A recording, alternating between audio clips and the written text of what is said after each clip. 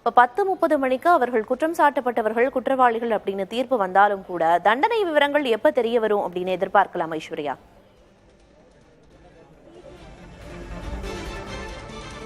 பிரியதர்ஷினி, இந்த வழக்கை பொறுத்த வரைக்கும் 9 பேர் கைது செய்யப்படுகின்றனர். 9 பேர் மீதும் குறிப்பிட்டு சொல்ல போனால் 13 பிரிவுகளின் கீழ் 13க்கும் மேற்பட்ட பிரிவுகளின் கீழ் வழக்கு பதிவு செய்யப்பட்டுள்ளது. ஆனால் இந்த 9 பேர் மீதும் பாத்தீங்கன்னா அனைவருக்கும் ஒரே மாதிரியான பிரிவுகள் பதிவு செய்யப்படவில்லை. ஒவ்வொருவருக்கும் ஒவ்வொரு பிரிவுகள் உள்ளது. அதனால் நீங்கள் குறிப்பிட்டது போல இவர்கள் குற்றவாளியா இல்லையா என அந்த விவரம் வந்த பிறகு அந்த தண்டனை விவரம் என்பது வருவதற்கு ஒரு 2 அல்லது 3 மணி நேரத்திற்கும் மேலாகும். ஆனால் இன்று மாலைக்குள் அந்த தண்டனை விவரம் வெளியாகும் என எதிர்பார்க்கப்படுகிறது.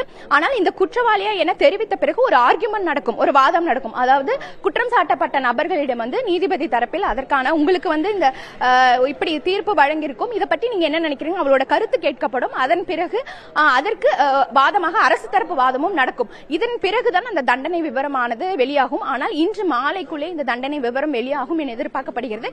நான் முன்கூட்டியே குறிப்பிட்டது போல இது 13க்கும் மேற்பட்ட பிரிவுகள் உள்ளது. இந்த 9 பேர் மேலும் 9 பேர் மீதும் பாத்தீங்கன்னா கிட்டத்தட்ட 78 சார்ஜஸ் சொல்வாங்க. 78 பிரிவுகளின் மேல் வழக்கு பதிவு உள்ளது. அதனால் ஒவ்வொரு சார்ஜஸ்க்குமே குறிப்பிட்ட அந்த தண்டனை விவரம் என்பது வெளியாகிறதுக்கு சற்று காலம் எடுக்கத்தான் செய்யும். 11 மணிக்குள்ளாகவோ அல்லது 11:30 மணிக்குள்ளாகவே அவர்கள் குற்றவாளியா இல்லையா என்ற அந்த தகவல் வெளியாகும் நிலையில் அடுத்த ஒரு 3 அல்லது 4 மணி நேரம், அதாவது இன்று மாலை 4 மணிக்கு முன்னதாகவே இந்த தண்டனை விவரங்களும் வெளியாகும் வாய்ப்புள்ளது. பிரியதர்ஷினி, சம்பவம் 2019 நடந்திருக்கிறதுனால அதை தொடர்ந்து விசாரணை எந்தெந்த கட்டங்களை தாண்டி இப்ப நீதிமன்ற வளாகத்துக்கு இறுதி தீர்ப்பு கொடுக்கப்படக்கூடிய நிலையை எட்டியிருக்கு அப்படிங்கறத புரிஞ்சுக்க முடியுது. இந்த வழக்கு விசாரணையின் போதே பல்வேறு சாட்சிகளை விசாரிச்சாங்க காவல்துறையினர். அதை தொடர்ந்து சிபிசிஐடி காவல்துறையினரும் விசாரணைக்கு உட்படுத்தினாங்க. அது மட்டும் இல்லாம இந்த குற்றம் சாட்டப்பட்ட 9 பேர் உள்ளிட்ட பலர்கிட்டையும் பல்வேறு கேள்விகளையும் முன்வச்சாங்க. குற்றம் சாட்டப்பட்டவர்களோட விசாரணைக்கான ஒத்துழைப்பு எப்படி இருந்தது, குறிப்பா என்னென்ன கேள்விகள் இந்த விசாரணையின் போது கேட்கப்பட்ட அவங்க கிட்டங்கிற தகவலோ விவரமோ ஏதேனும் வெளியாகி இருக்கா ஐஸ்வர்யா?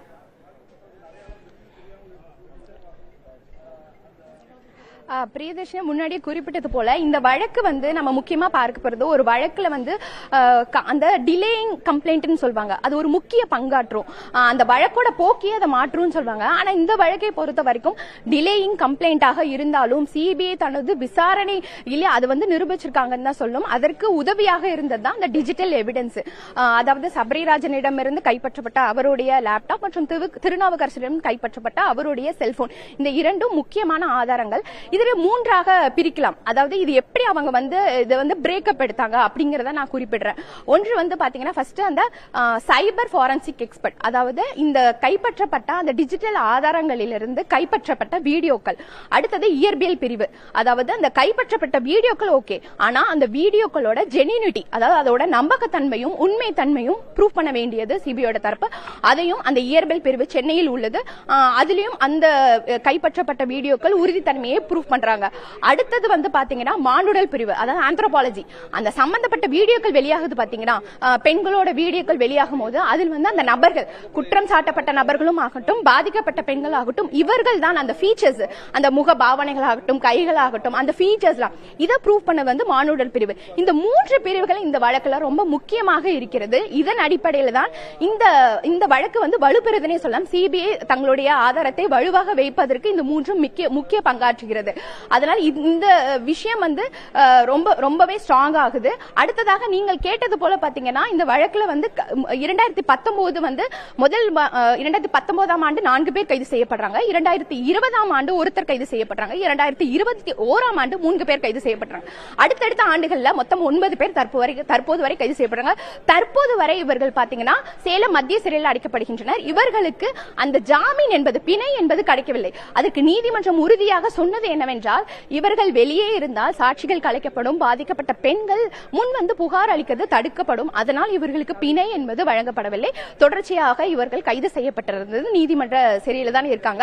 அது இல்லாம இவர்களுக்காக ஒரு புறம் பாதிக்கப்பட்ட பெண்களுக்கு எந்த அளவுக்கு நீதிமன்றம் பாதுகாப்பு வழங்கியதோ அதே போல குற்றம் சாட்ட நபர்களுக்கும் பாதுகாப்பை நீதிமன்றம் உறுதி செய்திருக்குன்னா சொல்லலாம். ஏனால் மற்ற வழக்குகள், இப்போ ஒரு வழக்குல கைது செய்யறாங்க, அடுத்தது விசாரணை நடைபெறுதுன்னா நீதிமன்றத்துல நேரடியாக ஆஜர் செய்யலாம். ரொம்ப ஒரு முக்கியமான வழக்குகள்னா காணொலி காட்சி மூலமாக ஆஜர் செய்யலாம்.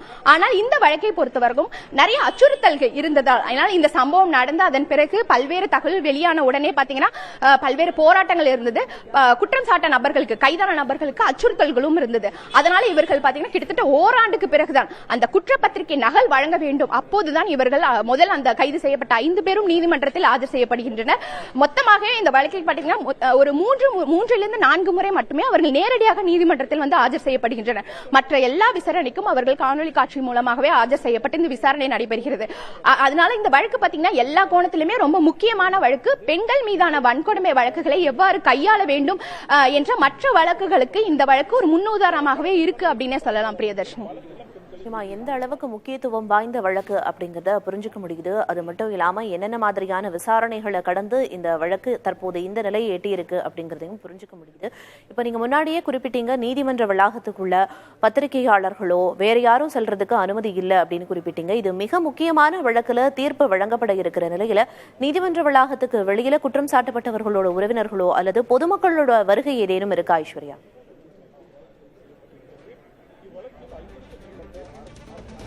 இருக்கிறது. அதனாலதான் இந்த கட்டுப்பாடுகள் என்று விதிக்கப்பட்டுள்ளது. நான் முன்னாடியே குறிப்பிட்டது போல இந்த குற்றம் சாட்ட நபர்களுக்கான அச்சுறுத்தல் என்பது இருப்பதனாலே இந்த கட்டுப்பாடுகளை காவல்துறை தீவிரமாக எடுத்துக்கொண்டுள்ளது. இது ஒரு மிக தீவிரமான ஒரு வழக்கும் கூட. அதனால் இந்த தீர்ப்பு வாசிக்கப்படும் இந்த நீதிமன்ற கட்டிடத்திற்கே அந்த அனுமதி கிடையாது. நீங்களே பார்க்கலாம் அந்த காட்சிகளை. தடுப்புகள் அமைத்து காவல்துறையினர் இங்க பலத்த பாதுகாப்பை போடப்பட்டுள்ளனர். இங்கு மட்டும் இல்லை, இந்த நீதிமன்ற நுழைவாயிலும் வந்து அங்கே வந்து ஒரு ஸ்கிரீனிங் ப்ராசஸ், உள்ளே வருபவர்கள் பரிசோதனைக்கு பிறகே உள்ளே அனுமதிக்கப்படுகின்றனர்.